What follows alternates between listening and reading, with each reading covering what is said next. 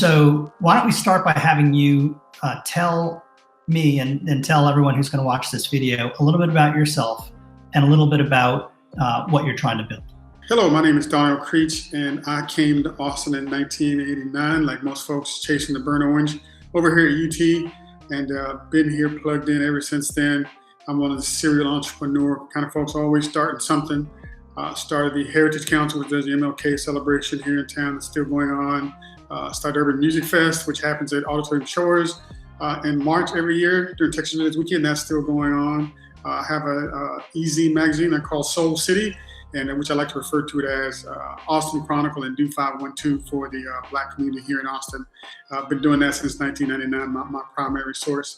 And now I am at my latest and greatest startup, what I'm hoping this is going to turn into, and it's called AALI, which stands for African American Leadership Institute. The brilliance to me behind AALI that we're doing, the African American Leadership Institute, is that we're going to actually serve as sort of an informal feeder program into Leadership Austin. We're going to bring together African Americans from all over Central Texas area and introduce them to the potential, to the SWAT of Austin in general, from an African American perspective. And then we're going to say, now go on and plug in to the rest of the greater community, the Hispanic community, the Asian community, the white community, with the leaderships and the boards and things that are going on, with a deep knowledge of understanding of quote unquote the problem from the Black perspective. Explain specifically how it's going to have this systemic benefit. AALI is going to be that program. Come to AALI. Here is the wide width and depth of Austin in general from a Black perspective. This is where it was founded. This is where this resource is. This is where this is. Education, arts, politics. Here it all is. And so then they're fully informed and they find these hidden gems that we don't know about. The things that Black people don't know about in Austin really surprises white people. They're like, wait a minute, how could you not know about that? It's kind of shocking, but it's true. So AALI becomes that formal information vehicle to plug people in. And once we fix this quote unquote, fix/make vast improvements in the Black experience in Austin, then Austin will be able to say, the last big hurdle that we've had, we were able to fix that. And so the ramifications of the benefits of this are going to be for the city in general to be able to hang their hat on. We tackled the diversity problem in Austin, the equity problem in Austin, the African American community that's been here for generations, that's all across the country. And here in Austin, we actually came up with something that addressed that. And as well, the other benefit of AALI is that as we're coming into this, we're already thinking of building this from a prototype model that can be rolled out across the country. What's the systemic benefit to Austin? So, that's one of the beauties of what AALI is. It's designed not just to improve the Black experience for Black people in Austin. It's actually designed to, because, Austin, if you had to put a knock on Austin, that's it. Okay, Austin is a great liberal city and all the tech companies are here, but what about Black folks? Why does Austin hate Black people? They've had headlines similar to that in the past. And I know that the city leaders and the tech leaders and the civic leaders are just as befuddled as everybody else. How can we not solve this problem? And AALI is going to do that.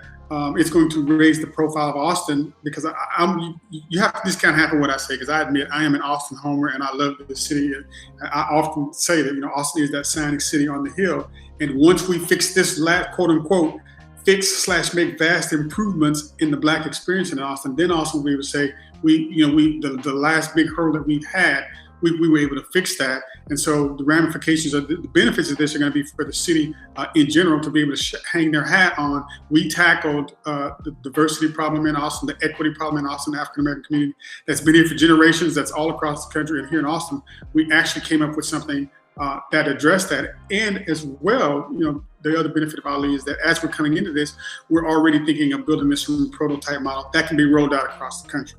And so, when we're talking about systemic benefits, what we mean is, we're going to have this cadre of, we're finalizing what the class size is going to be, but anywhere from 50 to 100 people coming in, African Americans, from all over the Austin MSA that have come from all over the world, working for corporations, students that are coming here. We're going to train them on the specific problems of Austin. And then we're going to say, now you need to go forth and network in the other silos. In your silo, if it's diversity, education, policy, whatever, you get to stay in your silo, but also go out and network amongst the other races, the other populations. So that, because the problem is, when people are doing things, the problem is that when somebody says, would it be a good idea if, there's nobody Black that's in the room. Black people, we don't hear about it until we hear the press release. And they're like, wait a minute, where'd this come from? Why didn't you consider this? Why didn't you consider that? That name is offensive. And then the committee's like, well, we didn't know. Where were you guys at a year ago when we had this meeting going? And so that's what Ali is going to feed into those committees.